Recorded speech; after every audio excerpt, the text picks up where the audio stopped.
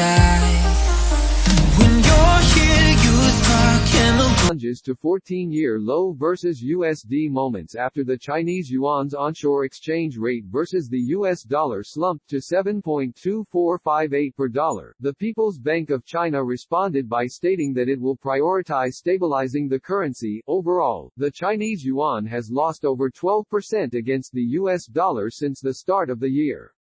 According to a Reuters report, the Chinese yuan, just like other global currencies, has struggled against the dollar ever since.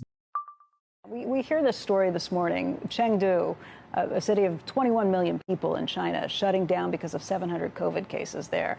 This is an industrial city where you have Foxconn operating. You've got Intel, lots of big multinational companies, and a lot of manufacturing that's taking place. And I think that this has got to be a pretty big jolt to the markets when you think about these lockdowns continuing, because it's the supply issues that have been causing all of these problems with inflation, not demand.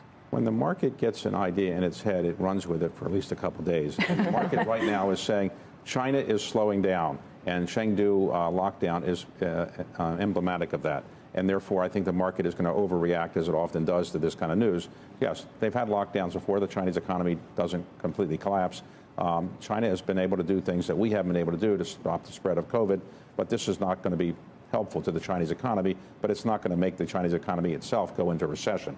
No, but I'm thinking of it from the broader supply chain issue. I mean, the big problem that we have with inflation, at least a large part of it, is because of these supply chain issues around the globe. It's not a situation where, you know, demand is the problem. The Fed has this blunt instrument where they can beat down demand. We can't really fix the supply chains. And when you realize that the supply chains may not be getting better in the near future, that could be a problem. It's a challenge, there's no doubt, but I suspect that tomorrow there'll be some positive news out of China, and all of a sudden the markets might react differently. So you can't get too upset by one piece of news out of China any given day, because any given day there's going to be so many different things happening in China.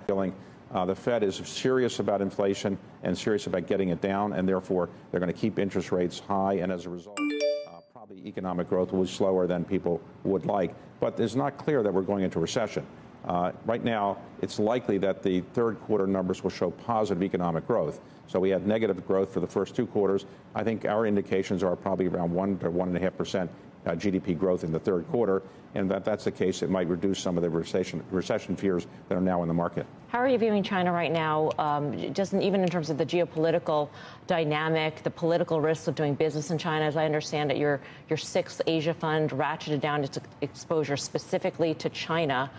That was over the summer, you told investors that. So what has changed now? Has things gotten worse? Well, there's no doubt that China is a more complicated place in which to invest than it was a year or two ago. And that probably will continue for a while because of the kind of Chengdu factors, but also the regulatory factors. They will probably ease up in time.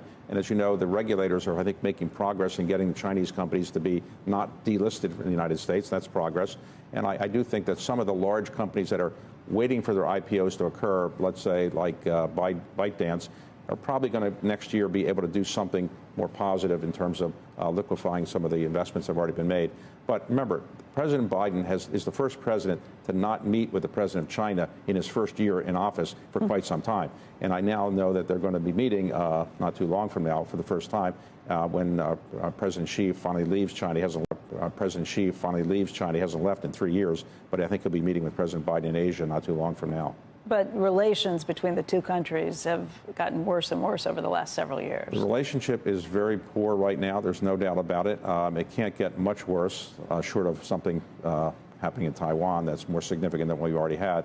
But I think it will get better. We have a good ambassador now for the first time. Nick Burns is there.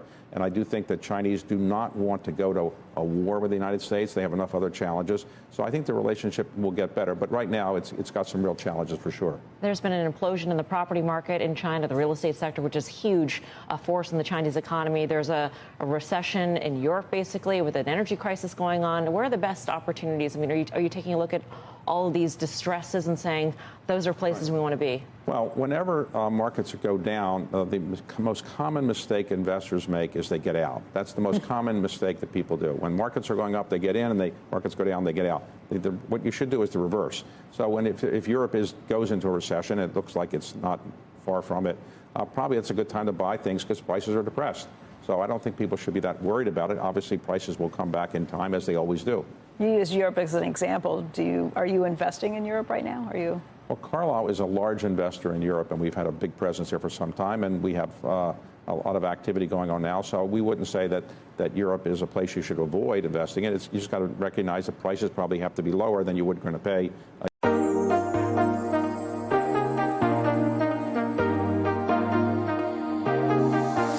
I got you and your vibes in my mind, I can't get them out, no matter how hard I try. I need you and your heart next to mine, yeah, I'm all about keeping it you and I. When you're here, you spark chemical reactions, your aura strikes like lightning. Got no words, I'm just drowning in attraction.